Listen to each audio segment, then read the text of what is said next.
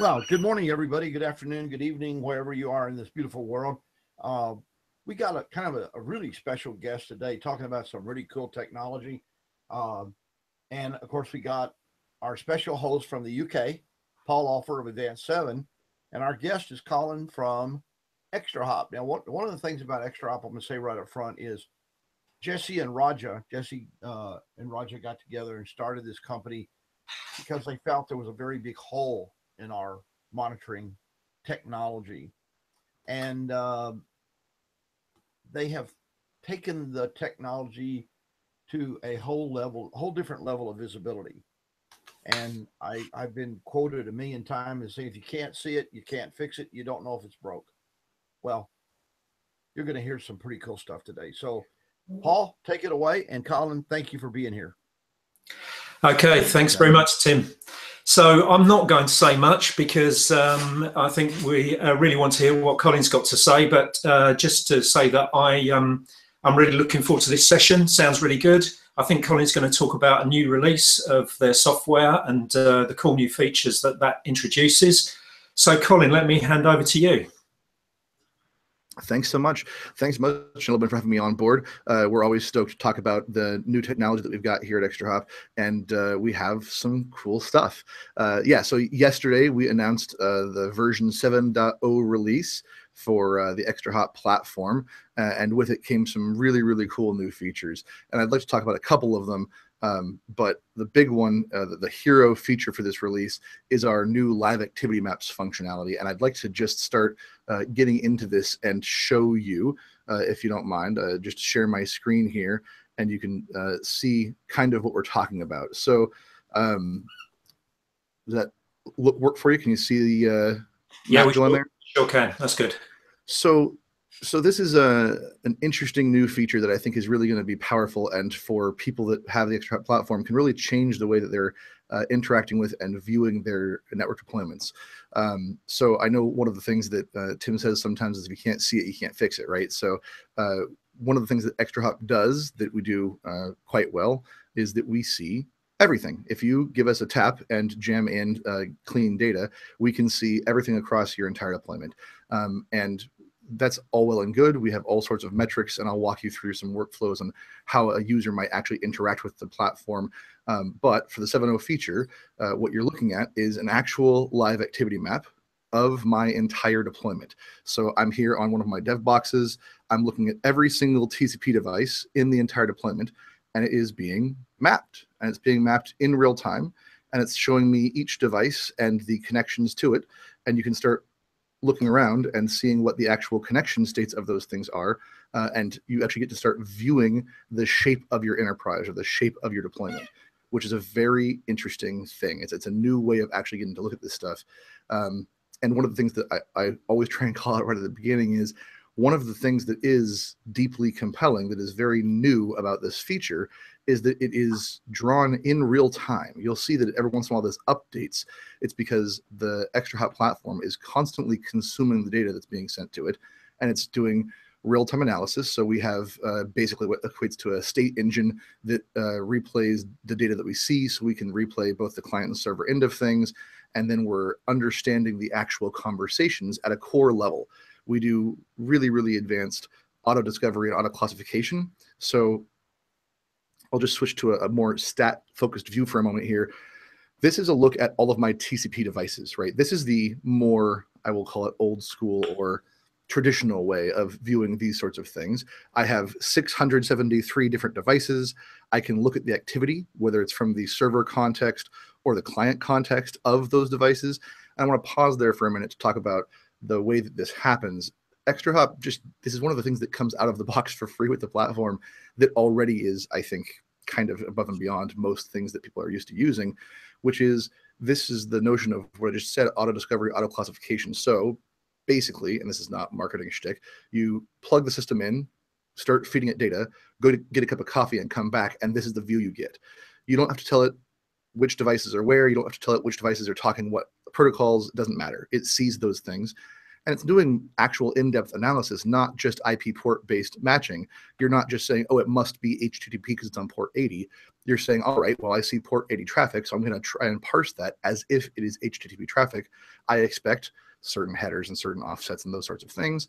I can analyze that traffic and say, yes, indeed, it is HTTP traffic, or DB or CIFS or whatever the 52 different protocols it is that we support out of the box natively are, and then assigns those things to these groups.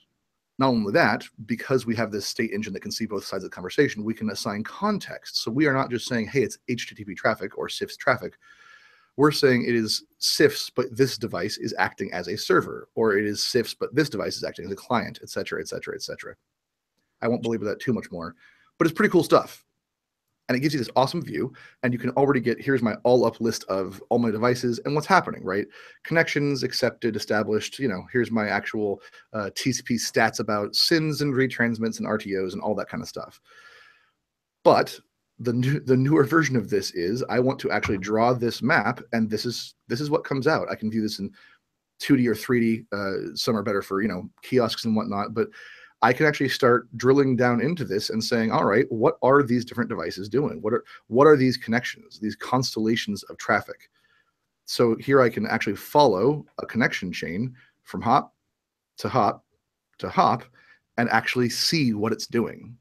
Sure. And more than that, I can start drilling down into this. So right now I'm looking at the all up TCP devices, right? So here's my entire deployment. But what if I just want to look at a certain type of traffic? Maybe I just want to see CIFS clients or CIFS servers or database servers or pick a thing, right? Well, I can filter based on that, and my constellation changes dramatically. I'm able to rapidly filter down to just the traffic that I care about and start looking at what that actually looks like on my network. So here are every one of my CIFS servers and every peer that is connected to them, and I can see what's happening. So the view already is interesting. I think, I don't know about you folks, but finding people that have accurate network maps, I think Tim mentioned this, like almost impossible, yes? Yeah, definitely. And that's because you're relying on old style, Excel spreadsheets or, CMDB collectors and that kind of stuff. This is actually viewing traffic on the wire that is happening in real time and then drawing these maps based on what we know, not what we think or what somebody said existed, or a spreadsheet that got filled out when somebody racked and stacked that is now a year and a half old and things have changed 12 times since then, right? This is actually what's happening on the wire. So that's already pretty cool. So how'd you get your data, Colin, in the first place? What's feeding this? Yeah, so the Extrahop platform as a whole, we feed off of network data. We talk about how network data gets transformed into wire data, but really what it looks like is you have a tap, preferably, or a span if you have to, and you feed off data out of your systems, your deployment, and tap that into the Extrahop platform, and then we consume things at a raw packet level. Okay. So for me, I tell you where this would play really well. We have a lot of customers who perhaps are relocating equipment between data centers and they're not quite sure what talks to what, and that's right. Yeah, terrific. That's right. Yeah. You start talking about data center migrations or data center consolidation. Absolutely. Or a thing I'll show you here in a minute is, like, think about hybrid cloud deployments, right? What if you have more than one DMZ and you want to know, wait, okay, which resource is in which DMZ and what's it doing? And because another part of this view that's really interesting, it's not just mapping and saying, okay, here's your devices. It's giving you really a lot of information about them, and I'll show you here. Okay, so these blue dots, these are devices. Here's the device, the server I'm feeding on or filtering on. Here are all of the peers connecting to it. These gray lines are the actual traffic that are being fed to or from each of these devices, and you're seeing a couple of things immediately. First, the width of these gray bars is volume. Yeah. So these are volumetrically sized. You can weight these things by bytes, connections, turns. And it will change the bar size. But I can already tell that as this CIFS server and all of the CIFS clients connecting to it, this one's the busiest, right? Here's the most traffic. Immediately I can tell, right? Yeah. I'm getting two other really important things. These little lasers, the animated lines, that's directionality of traffic. So like I said, because we are seeing the entire connection and we're replaying the state, we understand server-side context versus client-side context. We can understand that these are CIFS requests being originated from this client to this device, which is acting as a server. So I can tell you not only are there two systems talking, and how much data they're sending, I can tell you which direction they're sending that data and which protocols they're talking. Now here I have this filtered on CIFS, but if I didn't, and I'll show you this in a moment, you'll see multiple protocols. Maybe they're talking HTTP plus TCP plus SSL plus LDAP plus DHCP. Who knows, right? You'll see all of those things. Yeah. Can you, I noticed that all the labels are IP addresses. Will it reverse DNS back to names? Can you get names rather? It's just me, but I'm having a hard time hearing you there. Sorry. Can you reverse back from the IP address to names? Yes, yes. So this is not giving me names because this is my lab environment and I don't have reverse DNS set up for these things. But yes, absolutely. The system does do reverse lookups and will assign host names if they are enabled. Yes, absolutely. Okay. Okay, so I'm looking at this map, and this is already pretty interesting, but it goes deeper than that. So I see that I have this CIFS server. Here's my devices connecting to it. Here's the traffic. These are all clickable. They're hot linkable. So if I want to say, great, here's the two devices involved in this particular conversation of traffic, great. I can go to either of those two devices and dig in. Or if I just want to see the actual data between those two devices, here it is. Here are the actual transactions. Here's every record that is being sent back and forth. I can see which files are being requested, the shares, the methods, the client server IP addresses, how many bytes were sent. I mean, and on and on and on. There's a huge amount of data here for each of these actual transactions. And I can pull all of that up from the map view. So it's this 1 or 2 click process where if I am looking at a particular portion of my deployment physically, and like you're saying, I want to see, okay, wait, hold on, who's this talking to? I can not only see who it's talking to, I can see exactly what they're saying. Yeah. Well, this is really going to be awesome for, security, level monitoring, breach recognition,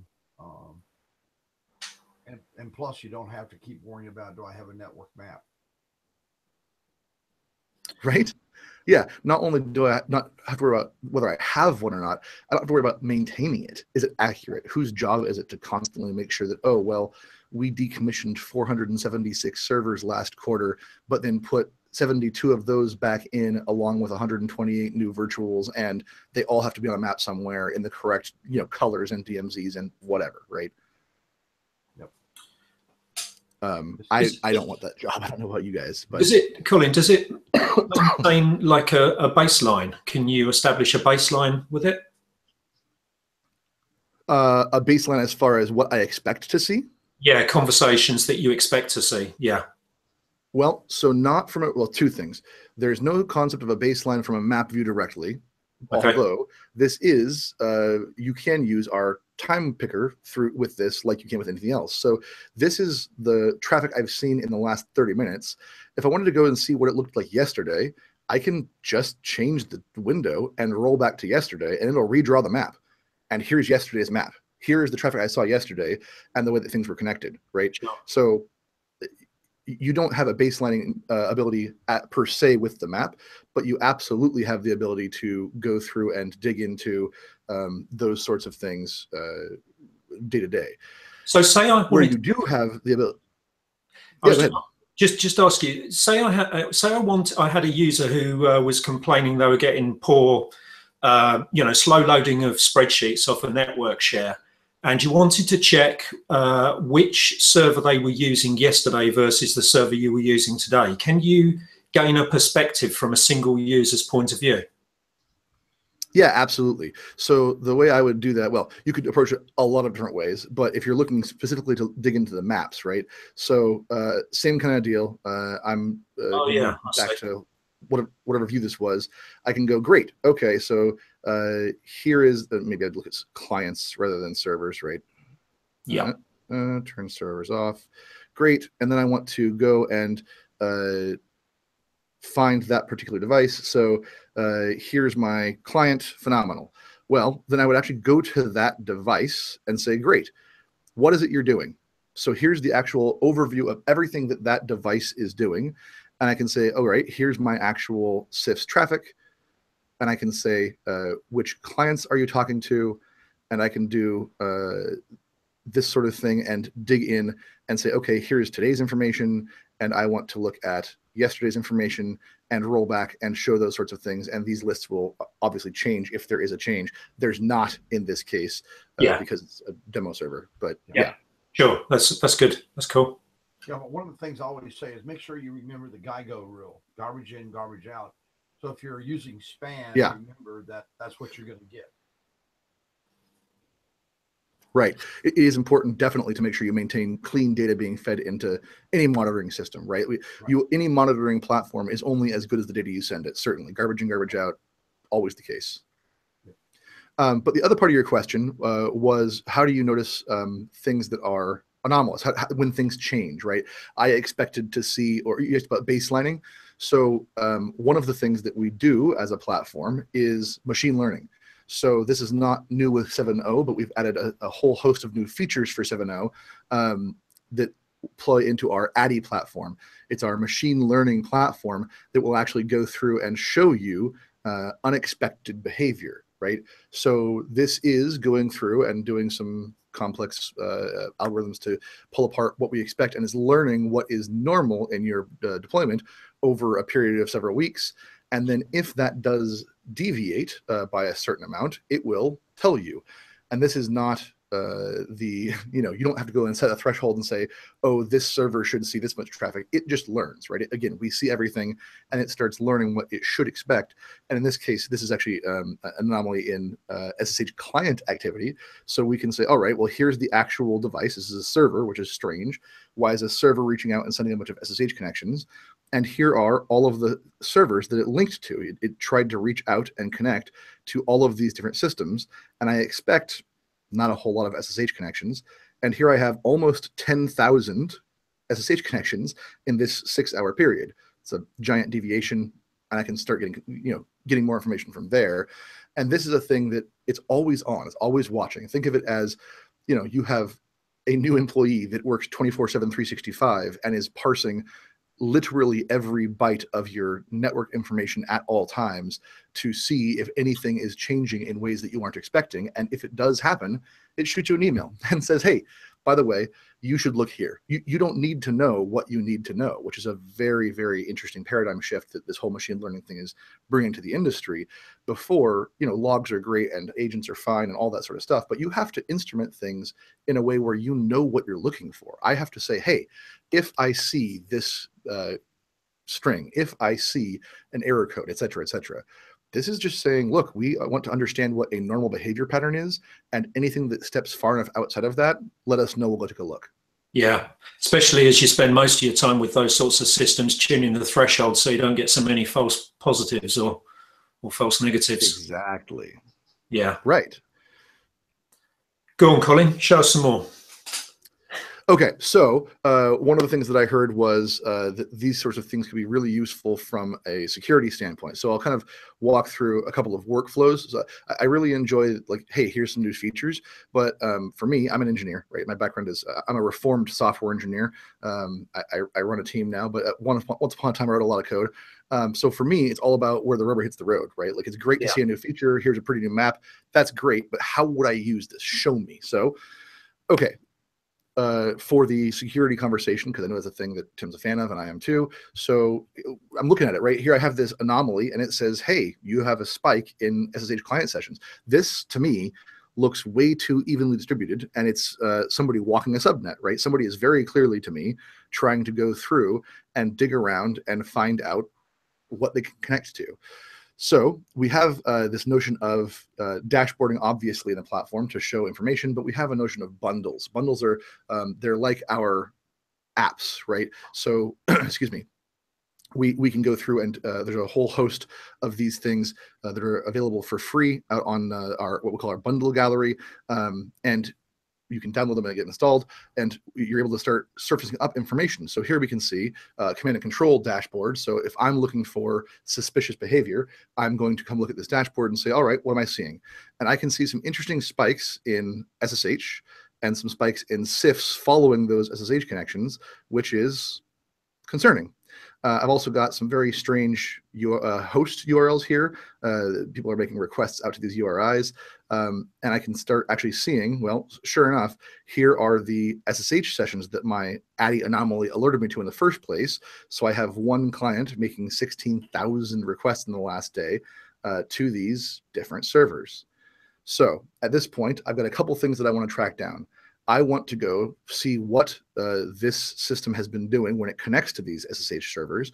And I also want to figure out what's going on with these different host names, right? Okay. So first of all, let's go take a look at this server. So here is the device that has been connected to via SSH the most. And I want to see what else it's doing. I expect for this to be a server. And what I'm seeing immediately, because again, we have context, I'm seeing it's actually acting as a client, which is confusing to me, right? I don't expect this to be reaching out and asking for CIFS files. Well, okay, let's see about that. Let's go find out what it's actually doing. So here is all of the traffic that I've seen, excuse me, for CIFS in the last day. I can see the number of requests, responses, et cetera, et cetera.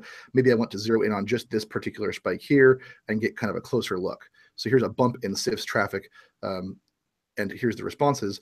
But I actually want to see what's being requested. So let's drill down further and go look at the actual files. And again, this is an important part to talk about the way that the Extrahop platform can be a bit different than most monitoring systems, because it's doing a lot more than just monitoring. A lot of monitoring systems would stop at, I have this server talking to this client over this protocol, and here's some counter that tells you how many actual requests there were, right? That's where it ends. Because we are actually doing full L7 analysis, we're digging into the actual packets, we can see what the requests were. So here's the actual file names that were requested. And it gets pretty obvious pretty fast that this finance directory is being enumerated, right? Like somebody is digging through my finance directory. And again, this all points to some system is crawling through, and that's not great. Yeah. So I want to go look at what else has been happening. So now I think, okay, this device is very likely compromised. I can immediately go see, here I have this actual device. I can build a map from this device, like you were saying. I want to know what else it was talking to, right? So it looks like, fortunately in this case, it's only talking to the one system. No real concern there. It's relatively easy to quarantine.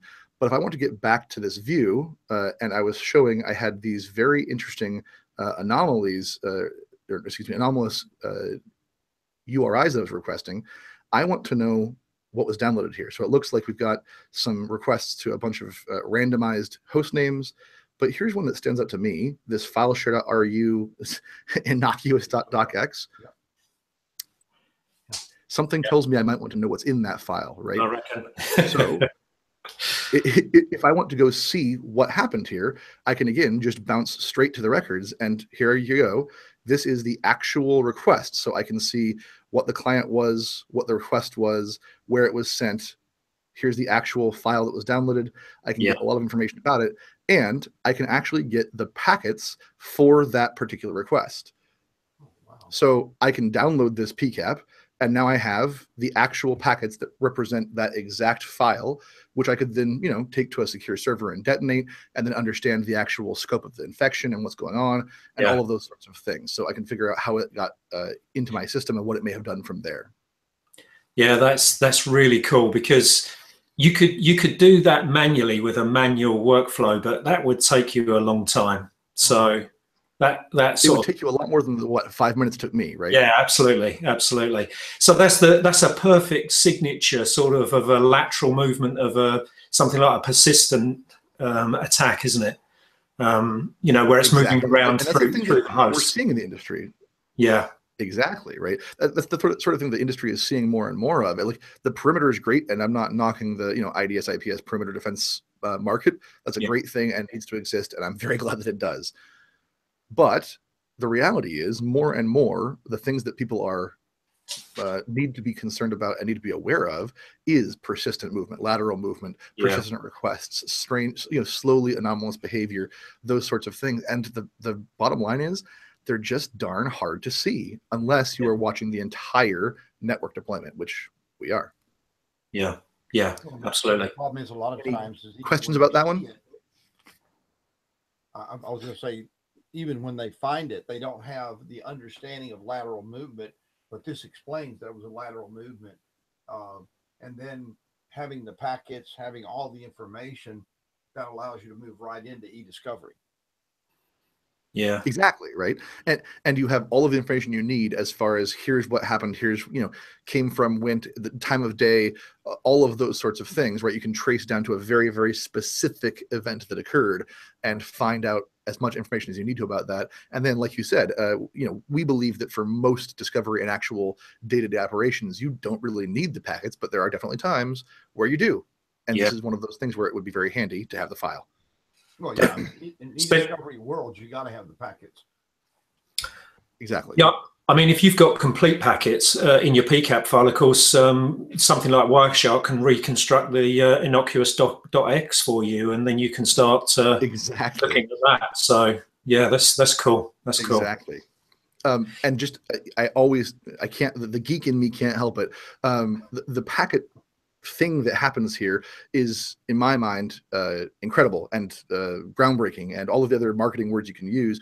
I've used continuous PCAP devices before. I don't know if you guys have, but I have, and I have the scars from them still. It's the kind of thing where if you're ingesting, 40 gigs line rate of PCAPs, A, you're not storing them very long, and B, if I have to go try and query those later to say, okay, well, I assume I got this far, assume I have a time window and a client address and a server address and a port, I have to build that filter. First of all, log into a different system, build that filter, and then what? Go to a movie and come back, right? This stuff takes a while. So I'm then going to get spit out of packets. And then, like you said, go to Wireshark, start building my filters, hope that I got the first byte, hope that I got the last byte, that I can see the entire flow, filter things down. Yeah. All of that is skipped here because we're doing upfront analytics. And it's a really important thing that is different in the Extrahop platform. We are very much an analytics first and then metrics at rest system, rather than data at rest and then trying to analyze data at rest, which is just not going to scale. It's not performant. This is not contrived. This is an actual system running an actual Extrahop deployment, and I am going to filter in and find the packets for that particular request. So I found 12 packets. That's 5.5K. That gives me that entire file. Now, bear with me. I'm going to back out from this view and remove my filters and show you how many packets it actually had to filter through. There we go. 19,970,000 packets in the last day. Yeah. And it filtered through them in whatever that was, 1.5 seconds, right? Yeah, that's fast. We did analysis first, and we linked the packets with the actual session, the flow that they represent. So we are just grabbing a thing out of an indexed data store and saying, here you go. I tell you what, I've got loads more questions for you, but really I should, because we've had a couple of questions on the chat link. Lars from Denmark has asked, is there an upgrade path from the existing platform, the existing release? Yes, absolutely. So thanks for the question, and thanks for being a customer. It sounds like the upgrade is, in my opinion, phenomenally easy. So the way you upgrade is, well, I would get in touch with your sales rep always, but basically you'll be given a file, you download the actual file itself, which will then get uploaded via the UI. So there's a UI upgrade path. It's just in the admin section, and then you point it to the actual it's not quite a tarball, but basically tarball of data for the new build. And then that will automatically slurp that into your system, and it'll automatically do the upgrade process. And all of the dashboards and functions and stuff that you have currently should carry over and work just fine, and you'll have the new features. And they'll all work on the current platform. There's no need for a hardware upgrade. You think that the new release will That's correct. Run on the platform? That's okay. And with anything else, as you add functionality, make sure that, if you're already at 90% overhead, that's a different conversation, right? But if you're at a reasonable amount of headroom on your system, yeah, the new platform should work just fine. Okay. And Drew from the US asked, when's the new release going to be available? Today. That's an excellent question. Wow, so wow. The marketing announcement was yesterday, the 19th of September. The actual GA release, the bits are available, is today, September 20th. So you are able to grab this now. Okay, that's great. Get in touch with your salesman or your SE. Yes, if you always get in touch with your sales rep or your SE. But if you don't know how to do that, call support back at Extrahop, or send me an email, and I'll make sure you get the right people. Either one. But this is an important upgrade. You really should, if you're a current customer, you should move to this. It's going to give you some dynamics that I've never seen in this industry, and I've been here a long time. I'm old, and this is pretty incredible stuff. Whether you're just a diagnostician, if you're security, if you're management, you're looking at application usage. I don't care what position you're in your company, unless you're a janitor. This probably wouldn't help a janitor, but this is incredible. And as we were talking early on, one of the first things I asked people is, can I see a network map? Even a dependency list would be nice. And so far, I've never had anybody give me one that was current. As you said earlier, Colin, usually it's like, oh, that was 6 months ago or 2 years ago or whatever. This is important stuff, man, because this gives you the visibility, and visibility is the key. I know one of your partners is Garland Technology. They build incredible taps that don't lose data. Get taps, get this system, and you will be in heaven. Trust me, you'll learn stuff you never knew. So Colin, we're right up against it now because we've ripped through our 30-minute show. Yeah, I do love talking about this stuff. Sorry. No, that's fine. We love watching it. We love watching it. So I thought perhaps if you drop out of your screen share, can we just wrap up with you? And great. Absolutely. Okay, so I think as Tim said, that there is, that is a tremendous amount of progress. From my point of view, I think the real challenge coming up is dealing with the sheer volume of data that, all network engineers are being bombarded with. And how on earth are you going to keep your head across the network and understand what's going on? And I think things that you're doing in this sort of summarizing space and real-time space are very useful. Okay. Yeah. Do you think that you've talked a lot in this session about that, looking at the connections between clients and servers and that type of thing? Do you do a lot of work around workflows to help people use your tools to troubleshoot problems? Yeah, so we have a couple of things around, well, several things around, but yes, the answer is yes. And let me enumerate how. The first thing that I would encourage a lot of folks to do, especially if they aren't currently a customer, but they're curious, we have a full-fledged online demo. So there's a free demo. You can go out to the website. It's a 3-question form. You fill in your email address and you're there. And it is a full working platform, along with what you're talking about, some, it's called walkthroughs, right? So it'll actually hold your hand and guide you through, hey, you want to look at a security scenario? Great. Or you want to look at a SSL scenario? Fine. It'll walk you through multiple different things and step you through, here's where you would look and here's what you're seeing and here's why it's important. So okay. Yes, we do that to start with. Also, we have training that we go out and walk people through, okay, great, you've now got this either as a POC or as a new customer. Phenomenal. You can bring us out. We have an awesome training staff that'll come out and walk you through, here's some common use cases. What do you need to see? Let us help you get things set up for your dashboards, for all those sorts of things. Between our professional services team and our training team, they can help get you squared away so that you have a starting point that isn't just, oh my gosh, like you said, there's so much traffic across so many devices and protocols, and where do I start looking? You can start getting that customized for your environment so you have a good foothold when you get started. Yeah. Okay. That sounds great. I love that. I love that idea, because I think too many times we love the features. We get really excited about it all. We install it all, and then everybody just looks at it and says, "Okay, now what?" Yeah, all the time, right? It's a real expensive paperwork at that point. Yeah, absolutely. Yeah. Okay. One thing I was going to mention, Paul, is they have a very active user group.